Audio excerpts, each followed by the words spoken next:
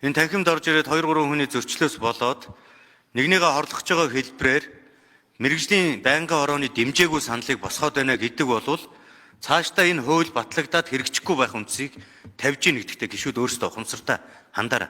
Яах гэж мэргэжлийн байнгын ороо байгуулагдаж мэргэжлийн хүмүүс орж мэргэжлийн хүмүүс зөвлөж ажилтгийг гэдгийг ч бас бодох хэрэгтэй.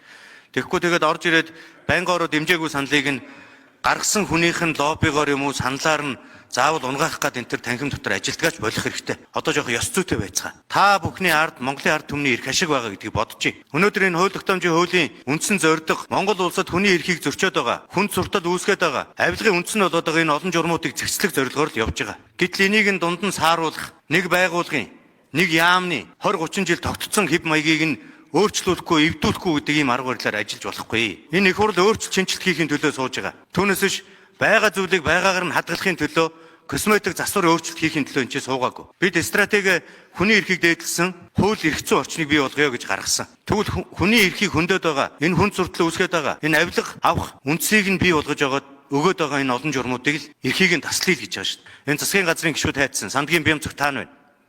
Болдын Жавхлан, Жаданбай инх хоёр, Сайн буянгийн Амар сайхан, Жигжиг Цүрэнгийн Чин бүрэн, Борхуугийн Дэлгэр сайхан, Телехуаны Абакер, Инх тайвны Батамглан, Немосрын Учрал, энэ сайд нар хайчун. Тэгээ сан тураалтанд орж ирэхгүй.